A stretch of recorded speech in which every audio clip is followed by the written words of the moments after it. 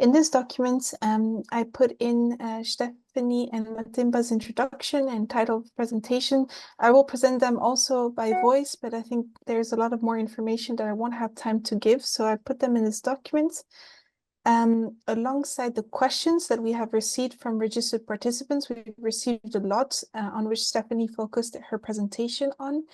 And also at the top, if you just would like to maybe add your name and your affiliation. So it's just a way to present yourself and also to the presenters today. So in brief, I think let's start the meeting. Again, I hope my microphone, my internet will be okay, but let me know. And in case you have all the information in this document. But we're going to be hearing from Matimba Swana, who is undertaking a PhD in the Department of Engineering, Mathematics and Technology and Center for Ethics in Medicine, and working in the public engagement and research governance teams at the University of Bristol. And she has co-founded Black and Brown in Bioethics with Kumeri Bandara and Harleen Kaur Johal, which aims to achieve racial equity within the UK bioethics community. Then there is, she will be presenting from principles to practice, embedding ethics and integrity in research-associated activities. So thank you very much, Matimba, for being with us today and part of the meeting. Then we will hear from Stephanie Shores, who works for the Center for Social Innovation. She's a sociologist who works as a researcher and project manager at the Center for Social Innovations at SI. She works with us within the European Citizen Science Project, and her primary focus is on evaluation and impact assessment, multi-stakeholder engagement, and citizen science, research ethics and integrity, as well as data ethics and open science. She has coordinated processes for the co-design of research and innovation policy recommendations, and also has collaborated with funding agencies in the development and evaluation of ethical participatory activities. And she will give a short training around the ethics of public engagement. So I'd like to give the floor first to Matimba to speak to her about her project, and then we'll give the floor to Steffi, and we'll have an open discussion later on. Perfect. Thank you so much for that wonderful introduction. I'm just going to share my screen. Can you see my presentation? Yeah. Okay, perfect. So I'm just going to talk to you about a project that we've been doing at the University of Bristol, which involves embedding ethics and integrity into research-associated activities, such as public engagement. So the project itself aims to address a current gap that we have in the university guidance, and really to enhance the current approach the university has in terms of ethics and governance when working with the public and communities outside of formal research projects. And this includes everything from impact, voluntary work, public engagement outreach, citizen science, the learning, co-design, co-creation, a whole host of things. And what we started doing was we had a look at what we already had at the university, what guidance and policies were in place, where the gaps were, and we talked to internal stakeholders, external stakeholders, and just did some analysis, and I'm going to present some of those findings here today. And then we'll be doing a stakeholder consultation with some of these stakeholders, and then we'll be moving on to our recommendations and implementation phase. So some of the barriers that were perceived by some of the stakeholders when it came to doing any type of work with the public, with communities, and research-related activities included the university itself. So a lot of people were like, well, the university, and whenever try to dig into what they meant when they said the university, it was very hard to actually pinpoint a specific department or team or person or process. And then ethics committees were also seen as a barrier to working with communities and the public in terms of the process, and a lot of people were calling this a very bureaucratic process, lengthy process, very long.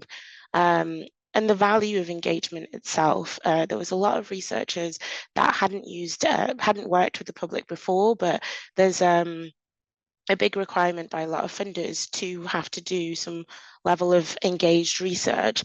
And once they did this like public engagement activity, that's when they found actually this is really valuable. I want to use this for my research, but they hadn't received ethics approval, so couldn't use it for their research and publish their data.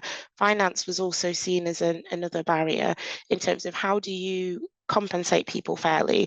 And then we have a lot of internal processes that you have to go through to be able to add someone as a provider or a supplier within the university. And a lot of academics weren't clear in terms of the process, and it was also unclear how you compensate people if they are unemployed, for example, on benefits, or if they're a refugee, does that impact their status, and what's fair compensation to under 18s in terms of what can you give them? Can you give them cash, vouchers?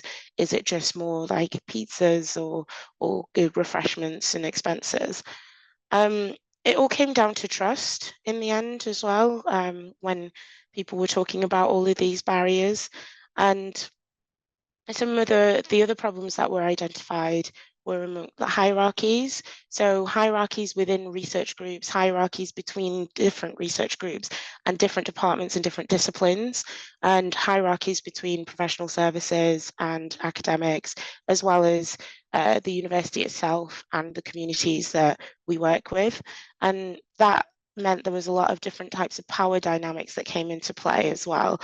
Some of the communities that people were working with, a lot of people may not have been to university and not comfortable in university environments, and then they're doing their activity in a university setting, which was something that some people maybe felt quite uncomfortable with.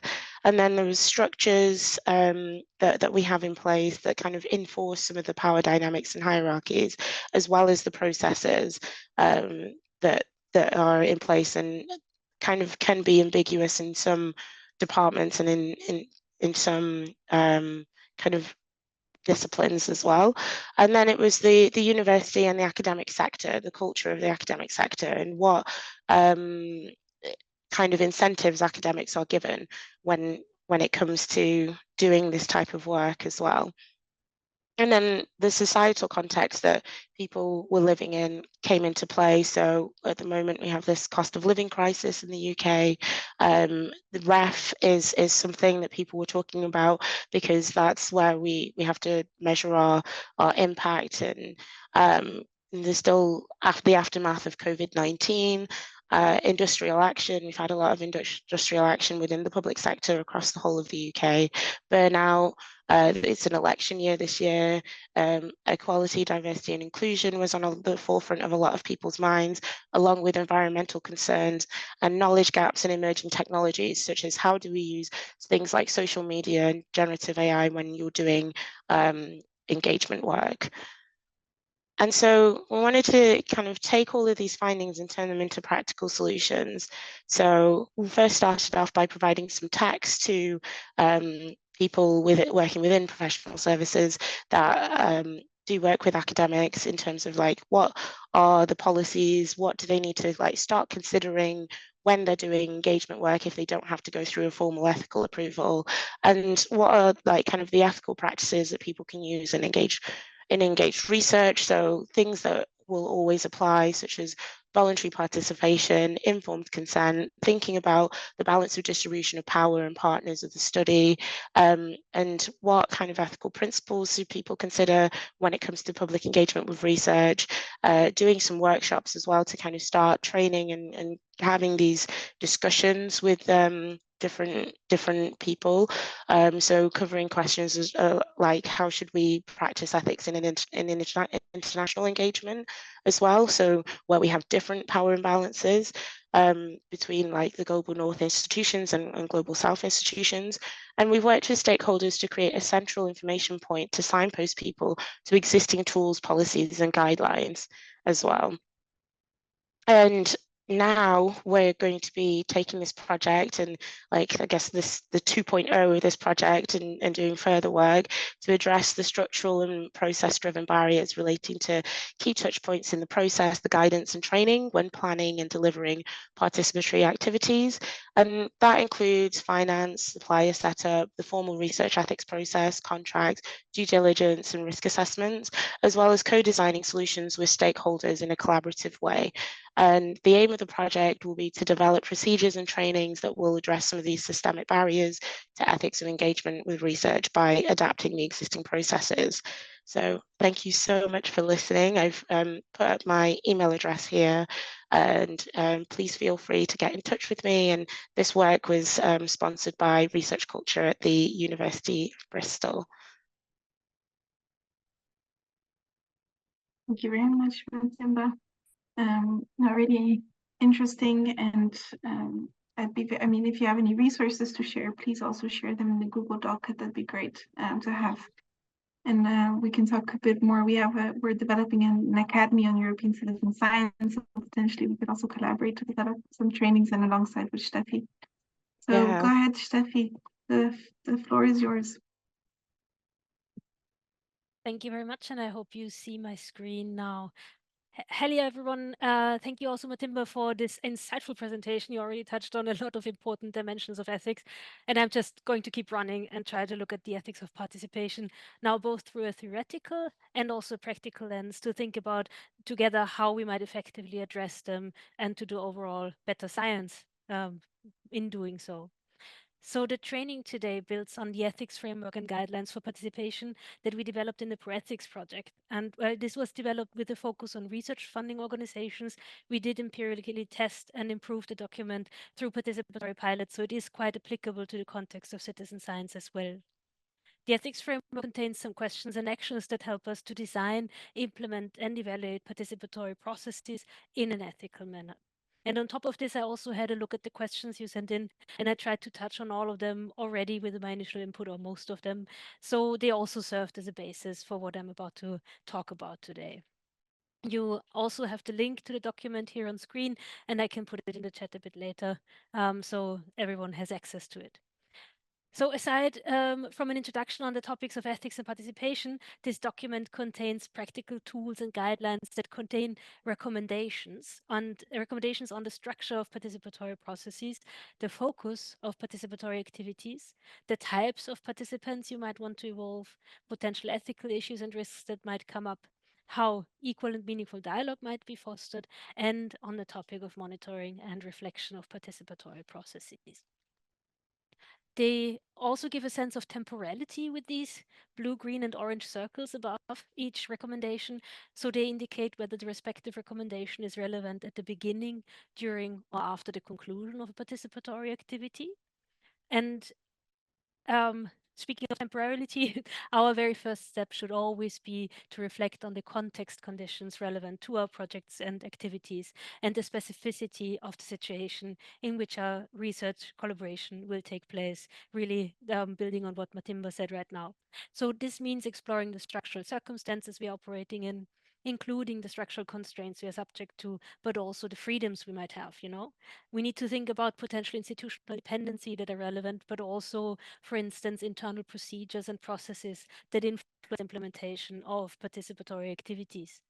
So this means we need to understand what we're allowed to do and what we cannot do, and which stakeholders can influence the work we're doing and have a say in it, So just as an example, we might not actually be allowed to compensate our participants for their time due to institutional rules, or we might only do so in a very restricted manner. So payments are only processed once a month, and then if participants, for instance, travel somewhere, they have to pay it themselves and then wait for reimbursement.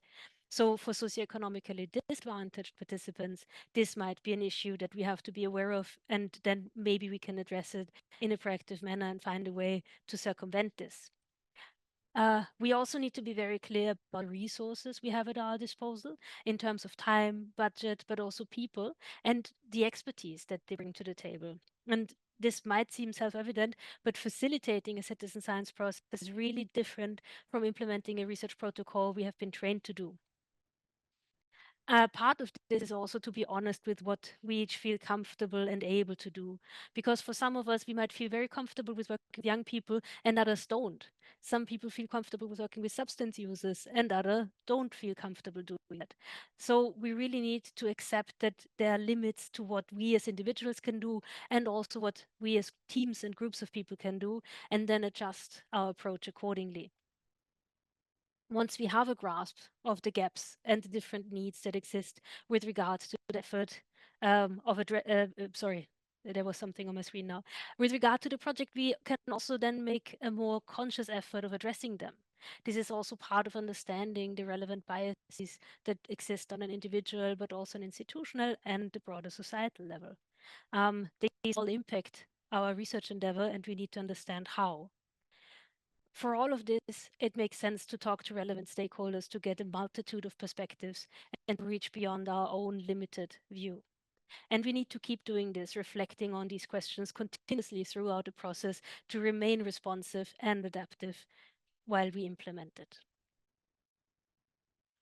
Then, of course, there is the question. Sorry, Buki, do you want to jump in? Okay.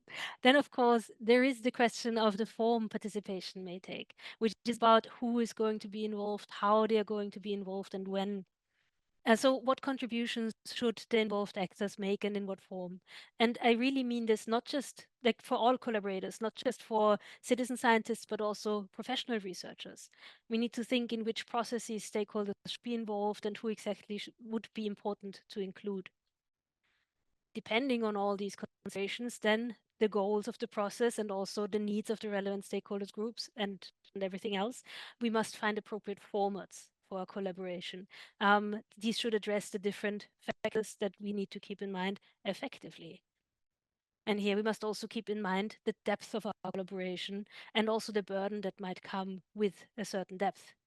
Here again, I think of both the citizen scientist and the professional scientist side, because the types of collaboration that we try to seek, they are much more complex than our standard research protocols. It is also important to note here that the order in which we make decisions on these questions is not entirely clear cut, and we need usually iterative loops to find the appropriate answers on our way. And I also want to stress once more that participatory processes always require a certain degree of flexibility. So in the best case, we are prepared to adapt these decisions along the way whenever we find it necessary. I do want to talk a bit more about the depth of collaboration and what this might mean, because most likely this image now on screen, it looks familiar to many of you because it builds on the work done by the many people who came before us. So it is an illustration of the intensity with which participation can be implemented. And on the one hand, the left, you have this informing, the one-way flow of information that is intended to help people understand the issue or process without asking for their input. And then in between, you have consulting and involving and collaborating, each with a different intensity of involvement. And then finally, co-creating at the right end, which is about a comprehensive collaboration between stakeholders from the inception through to the completion of an R&I process. And these steps, they have been given different names over the years and in different contexts. The core benefit of such a graph is that it shows that participation comes in many forms, but at the same time, not all of them allow for the same level of empowerment of participants. Also, they also come with different levels of responsibility, and that also means potential burdens. This is something we need to be very aware of when we do participation, that we are clear about where on the spectrum we may situate our projects and activities, and then what this means for all involved actors. I also want to add that because we developed this graph in the context of the work of funding agencies, this is where it stops here. But there is, of course, another step, often labeled empowerment itself, which can cover both situations where the final decision making is entirely in the hands of the public, but also those truly bottom-up initiatives where professional scientists are just a guest at the table, so to say. I also want to talk very shortly about what participation R&I might look like in more practical terms. And for that, I want to have a look at the research cycle, because depending on how far we zoom out this cycle, it may start at the point of strategy design already, but definitely the latest at the research design phase. From there, we go through our activities of empiric research and the validation of data and results. And this is then followed by outreach activities that communicate the results and translate them for different audiences. And finally, in the types of research projects we usually do, we have the very specific goals and impacts in mind. So the final step of the research cycle is about this change that we try to engender. And throughout all of this, we have to keep our evaluation and impact assessment efforts in mind as well. And I show you this to point out how in every step along the way, it is possible to collaborate with citizens. And I say this because there is still sometimes the misconception that citizen science is just bird watching or collecting biodiversity data, which of course it isn't. It isn't just the act of collecting data. Diving now into goals and impacts a bit more, it is actually extremely important to explore from the very beginning of the process, identifying the intended and potential unintended consequences of a project or an activity, the possible desirable and undesirable changes it might bring about. And it's also about identifying risks and how we might mitigate them from the very beginning and then throughout the process. Impact can be explored in terms of the specific stakeholder groups that might be affected, but also in terms of potential areas of impact, including social and political impact or institutional and scientific impact, economic, environmental impact, and so on. And it is essential to understand these dimensions in order to effectively manage expectations add to the process, both our own and those of all involved stakeholders, to have clarity on what we are doing, why we are doing it, and what everyone can expect to get out of it. So regardless of where and how much we collaborate throughout the research cycle, it is really important to include potentially affected stakeholders in identifying these impacts and concretizing the goals of a project or process. I also want to point out that there are a variety of impact assessment models out there, and it makes sense to choose the one fit for your purposes. And in any case, we must be mindful of scope and the concrete focus of the collaboration effort. So this helps and should help get a better grip of this. And we have in the framework also a number of resources that we share on evaluation and impact assessment, which you can also see on the slide here. So those are also links you can have access to. But now I want to look more closely at more tangible ethical risks we might be confronted with throughout our projects.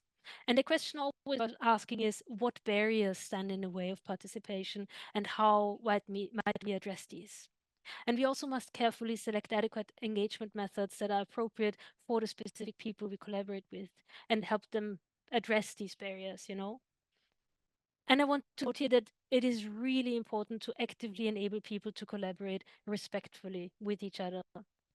A very important aspect of that is that we actually do not waste the time of our participants and that we enable real participation so that the efforts that participants put in really do have an impact. And another aspect of that is active facilitation, but I will speak about that in a second. First, I want to say that it is imperative that we are transparent with the conditions within which a participatory activity takes place, including the roles that different stakeholders have in the process. Citizen science efforts are actually more prone to role conflicts for all involved actors because we open up the collaboration to a negotiation of roles while we also broaden the scope of responsibilities for everyone. So, for instance, professional scientists suddenly have to facilitate processes where complex group dynamics might become relevant, and we may become advocates for a group of people who suddenly also turn into co-workers, while we have at the same time to safeguard the integrity of the scientific process that will remain mainly our responsibility. And for our citizens, it might be difficult to negotiate who they are talking for, whose interests they represent, or which of the expertise they should provide, what hat to wear in any given moment in the process, if you may allow me to say so. These role conflicts are also an issue because many different systems of accountability become relevant in collaborative science efforts. So we still have to produce scientific results for the science system, while we are also accountable to the communities we collaborate with, and we might have policy actors taking an interest in our activities, follow their own goals, and also might want to have a say and often have more leverage. Financial responsibilities are also of note here because funding is usually tied to very specific accountability procedures, and we need to ask ourselves who has to bear the main burden for which responsibilities or which parts of the process. Generally speaking, we have always to ask ourselves when we do research with people about the costs versus the benefits of what we are doing. Because a key ethical principle of doing research is that we need to both minimize the harm and maximize the benefits of what we are doing. In other words, we need to be both beneficial and maleficent. You can read this in a lot of ethics guidelines.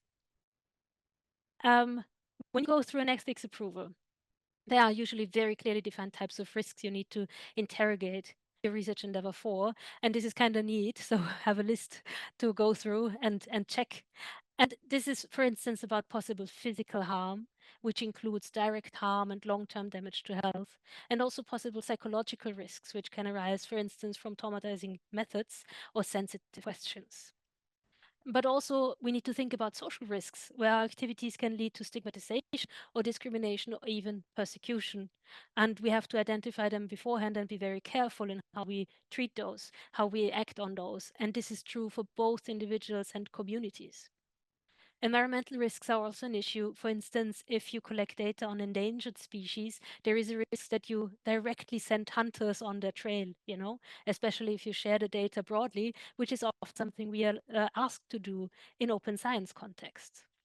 And then, of course, to consider questions of data protection and privacy, as well as just, for example, the question whether insurance coverage exists for participants. So if we go on a field trip, that might actually be an important consideration. There was also a specific question about ethics approval procedures. And just as a general note, I wanted to say that citizen science projects are often more complex than other projects. They have more moving parts. And we can't be certain that the members of the Responsible Ethics Committee truly understand the specifics of participatory engagement. Matimba also mentioned governance issues in that regard.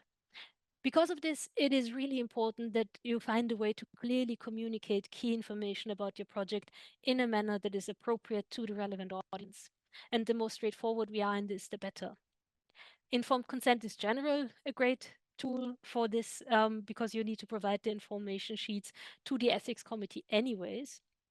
And information sheets, just as a general note, most of you notice they should contain in clear language the project goal and the potential risks and benefits of involvement. And they should also clearly state that the participation is entirely voluntary, that withdrawing from the project will have no negative consequences. There also need to be stated clear routes of redress, which state with whom to get in contact if you feel wronged as a participant. So this also helps us get a good overview of the product ourselves and helps us straighten out, these questions that we should ask ourselves anyway. Yeah, and just on a general note, it's also great that there are different forms available for informed consent, and we need to be mindful of picking the right form for the target audience. So, for instance, if you work with children, it might make sense to use a comic that explains all this information. I did link in the bottom the visual consent form from the Sensing for Justice project, that just as an example what this looks like, and also it's an openly available resource, can be adapted if you need it. You also asked about vulnerable groups, so I wanted to give this topic a bit more space. And first off, it is really important to understand how vulnerability is operationalized, how we do this, and what effects this has on our collaboration. Do we think of vulnerability as an innate characteristic of people or a social structure, as a situational or a structural concern, or as a universal condition that is temporarily variable? So we all start out as children and are vulnerable, and then we maybe go out of it, maybe not, and then it returns when we grow older. So there are different ways to think about vulnerability. In any case, we need to take the time to identify the nature of the vulnerability and the downstream effects this has on the group of people we are working with. What barriers and burdens are tied to this? I keep repeating the words barriers and burdens. And here we really need to dig in to understand what this means for the collaboration. And for that, we need to engage with the group or with some expert organization that knows about the group and has experience with the group as early on as possible in the process to find out the needs of the group and how we might effectively work together. We also need to understand what benefits their participation has for the group or the individuals. And the more vulnerable they are, the more effort you have to put into not wasting their time, to be a bit flippant, I want to ask whether the primary concern of unhoused people is really biodiversity monitoring, or whether we maybe can find another project to do with unhoused people that is more close to their lived experience. You also need to be conscious of any legal protection in place that affect how we might engage with people, which is relevant also for the ethics review. This is different for different groups of people. And I do want to point out that expectation management is especially important if you work with people on things that directly and often painfully affect them. So if we think, for instance, of patients as a group, if you, for example, work with cancer patients to develop an app that supports their pain management during chemotherapy, you A, don't want to make this process too burdensome because they are already burdened. B, you don't want the app to be useless in the end and their efforts to be wasted. And C, you don't want to raise hope that you cannot fulfill. Especially in situations where people really suffer, you need to be very clear about what you can and what you can't do with your project. Finally, I also want to stress that vulnerable groups are not monolithic. And I'll give you an example to illustrate what I mean by that. In one of our pilots, my colleagues worked with unhoused people in Vienna, which is a really, really small population of truly the most vulnerable people in our society. And even within this group of a couple of hundred people, you had hierarchies, you had power dynamics, you had differences in social standing and discriminatory practices. Because there's a big difference whether you're sleeping rough as a woman or a man. But also for this group, it made a difference whether people had Austrian citizenship or whether they were old migrants from EU member states or the new ones who were mostly refugees, which were, socially speaking, the least, the ones really down the hierarchy. So you must always be vigilant about how categories of difference intersect and create complex hierarchies when working with groups that we deem vulnerable. Now I want to move on to almost the final question of the day, how to manage bias in collaborative processes. And the very first step is really to understand the relevant complex power structures in place that affect how people interact with one another and how this affects the people we collaborate with, both individually and as a group. We also need to understand again what barriers affect the participation of certain groups, like having to do care work or being limited in how far you can travel. Then, when people come together to collaborate, good facilitation is essential to having a good experience overall.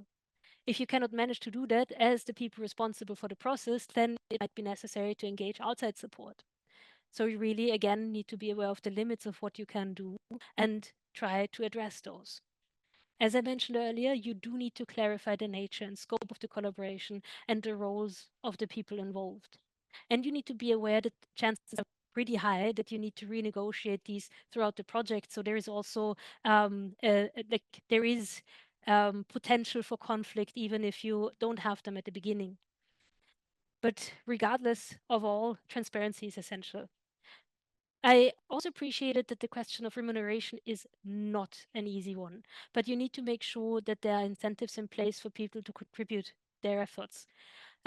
This can, of course, be intrinsic motivation, but it is always good to ask yourself, what do they get out of it? And this can also be, at least in part, remuneration, like money or something else. It doesn't have to be. We can discuss this later on if you want to. But you'll also notice that I called this slide managing bias and not eliminating bias, because it is absolutely possible to eliminate bias. Just as an example, I'm now talking to you in English because this is a common language we all need to learn because of the overwhelming and global Anglo-American cultural supremacy. And this does indeed benefit some people over others. Finally, I want to turn to the question of data quality and research integrity and how they can be upheld when working with people not fully trained in scientific theory and practice. And first, I want to stress again, it is essential to choose appropriate goals and methodologies for any collaboration. It makes little sense to invite elementary school children to a restricted laboratory where they need to work with dangerous chemicals and follow extremely strict experimental protocols that they are just not equipped to follow. But you can take elementary school children on a field trip to a nearby body of water, wearing life vests, of course, and then collect some water samples and then test them together for water quality with equipment that works in a classroom setting. You can't test for everything with this equipment, but you can together make measurements on something relevant to them and to their communities. You still follow a research protocol, but it is calibrated in a way that they can continue taking these measurements also in your absence. You also always need to interrogate how much training and capacity building is necessary for people to take part in your research project.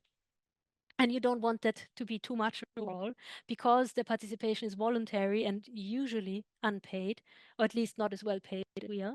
So you have to be mindful of the resources that onboarding itself takes. And this needs to be calibrated in view of the intended use of the data and also to whom it is relevant and in sense it is relevant.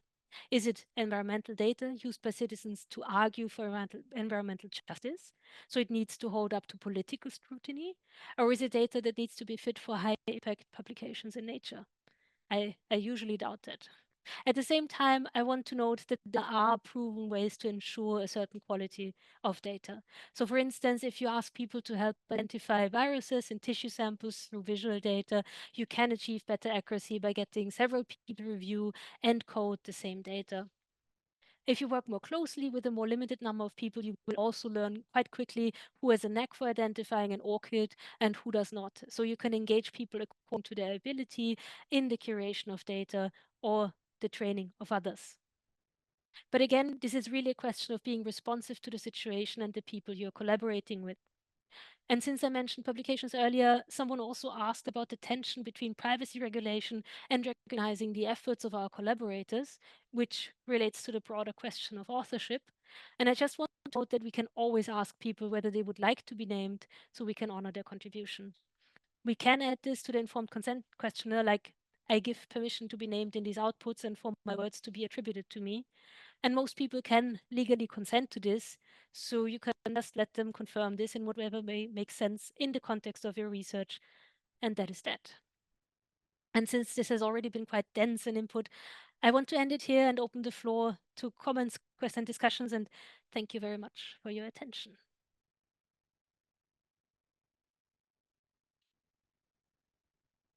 Jackie, do you want to jump in? Sorry.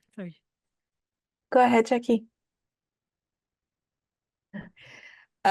Stephanie, thank you. That was brilliant. That was absolutely brilliant. I mean, you just captured so many of the problems. I suppose, I mean, I would just love a forum where we can sit together and brainstorm some of these problems, because you raise them, but how to solve them. For instance, just a very small one. I mean, you want to be transparent. How transparent can you be about the budget? I mean, when you look at what I'm earning as a university consultant and what I'm paying my field workers in the field, it's embarrassingly skewed. You know, so how much can I be honest and transparent? And, you know, there's just so many other questions that you bring up that I would just really love a forum where we can really thrash these out. I mean, for myself, I'm having so many problems with the university. I'm actually thinking of running projects through an NGO now and not through the university. But I'd be very keen to hear what Mookie and Melanie, I think they've kind of looked at some of these issues at UCL. Yeah, so my plea is just, please, can we stay together as a community of practice and learn from each other? Thank you, Stephanie. Thank you, Jackie. And I agree with you. Just as a quick note, that this is all quite complicated. Just in our experience, a note on transparency again. It's better to be clear about, yeah. Like it's the case. I I get much more in terms of I'm paid much better than you are, especially in our experience with unhoused people. If you try to be coy about it, it feels very inauthentic. And I mean, it's just the case, and we cannot change everything in society. We can only do our small part. So it, of course, depends on how you communicate this, but it does not help to be coy about a fact everyone is aware of anyways. It's just our experience, but of course, it's always like the music makes the message. This is one side, and the other is that I do want to note that it's quite sensible in some respects to look towards NGOs to fund certain activities, because this overwhelming pressure of the science system, it is limiting in some respects. So I don't think it's in any way bad to look also for other funding streams that might meet the needs of the project better. But this just from my side, and if anyone else wants to jump in.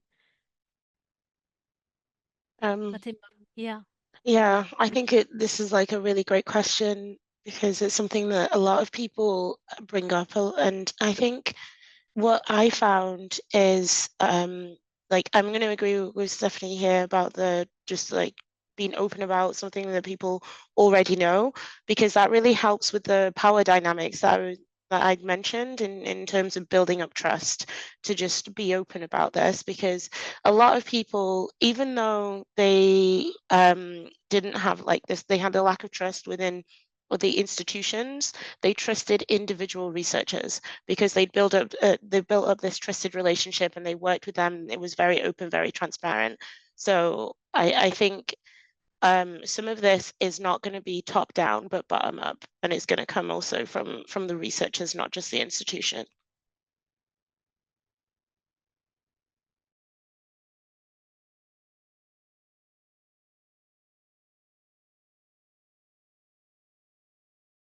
Does anyone else have any questions? Mookie, you had your hand up during Steffi's presentation. Do you still want to mention something? No? No, it was a mistaken. But Someone maybe you can. Priya can, is writing yeah. a question. I'm also, I mean, it's I wonder if Matimba's, Steffi's presentation, how did it resonate with you and also anyone else in the call? What resonated with you? I think the whole presentation, I was like, every point, I was like, yes, yes. I think one of the biggest things was around the remuneration incentives and the financial side, because I think that's really, really tough, because you end up having to also fight the processes internally, and people don't know how to do that as well. So it ends up putting a big kind of burden also on the researcher themselves. So we talk about care for the participants, and that's always been the focus, but it's also how do we also give the researchers enough tools so they can also care for themselves too and do this more effectively. Yeah. I don't know if you had answers, but yeah. No, it's also very valuable to ask both of you about the fact that you also have the challenge that within citizen science you'll have other people around you who will assume that citizen science is voluntarily. So it's a people volunteering to participate in science, and if you are paying them, well, it's not really citizen science. Did you came across that? I'm not thinking that that's the way, and there is very clear, work that show that it's not. But have you came across those cases? I think so. I mean, it's very individual. So some people, it's not really about the payment. It's also about the recognition and things like authorship. And yeah, so I just think sometimes it's when people are it's very case by case.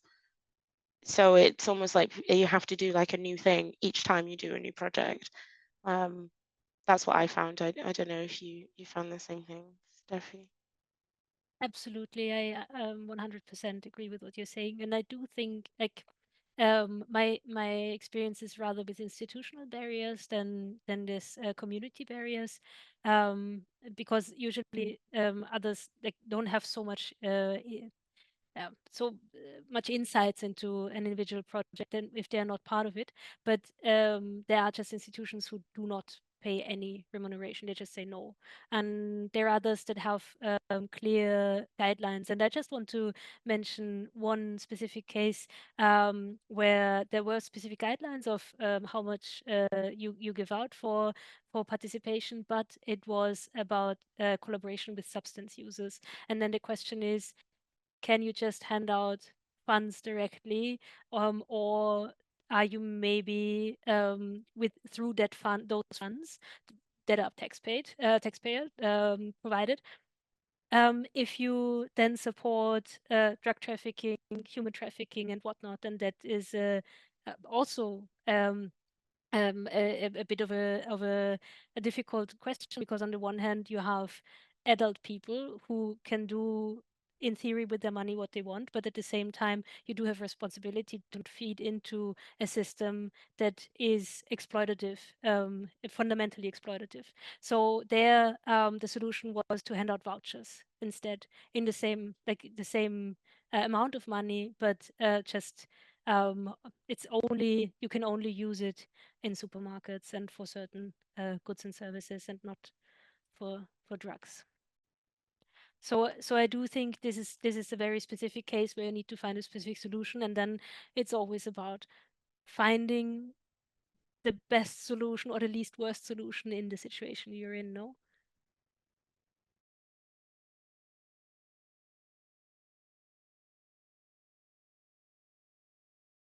I wonder Priya if, also, yeah. yeah, Priya, does your mic work? Because I wonder. Yes, but the kid is here, so I just wanted to not disturb you guys.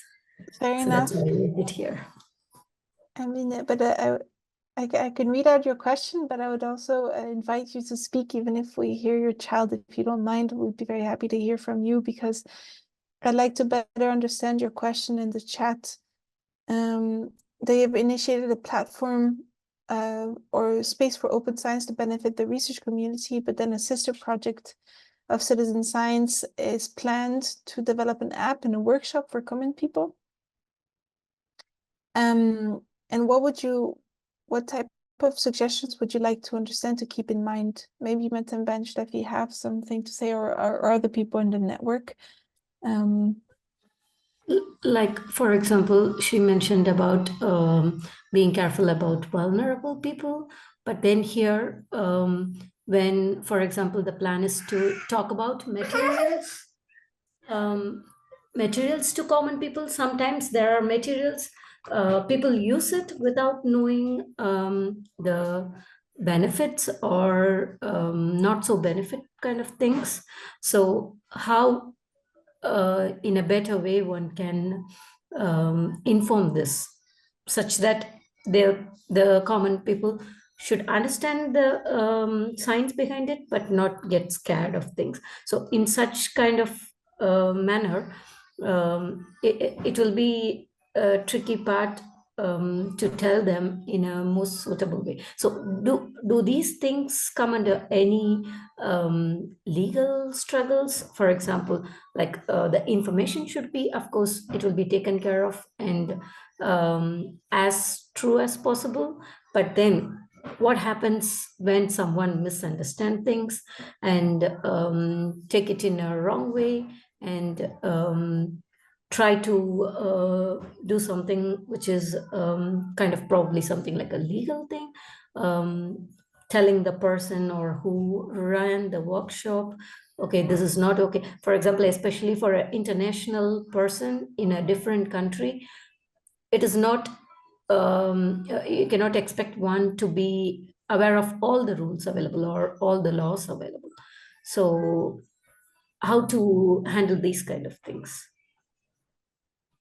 Yes, thank you so much for this question, because I think it's extremely important and something we actually I did not have the time to touch on, and it is extremely complicated, because just in terms of liability, I'm not aware that this is so much an issue, a legal liability, but research ethically, you of course have a duty of care that goes far beyond just the legal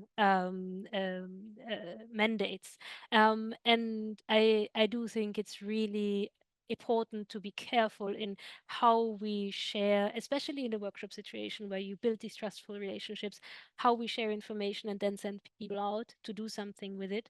Because just like, I'm a social scientist with social science research methods.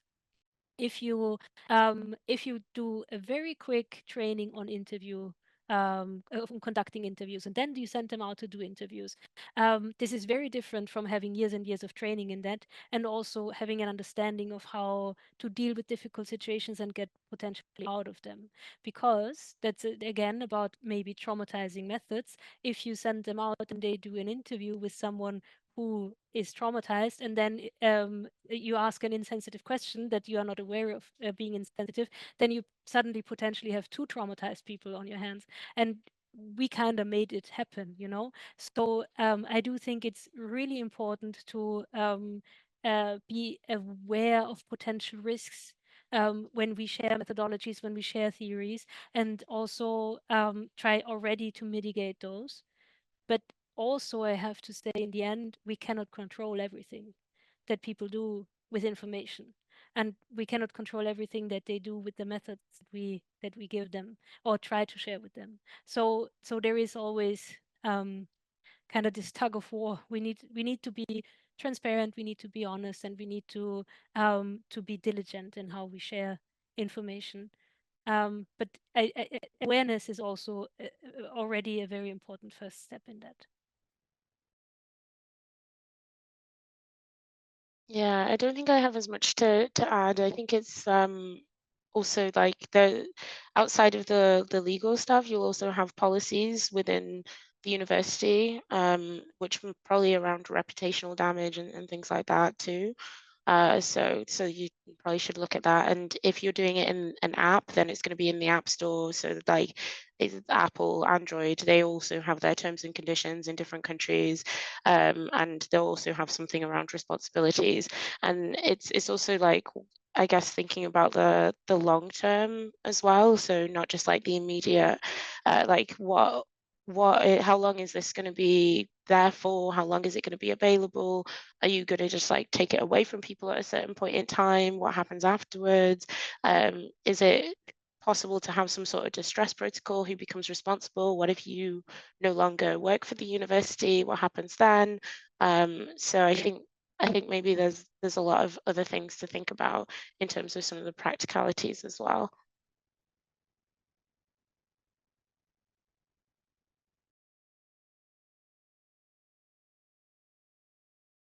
Thank you very much. Is there anything else you would like to add as maybe a final note? Anyone in the network is invited to.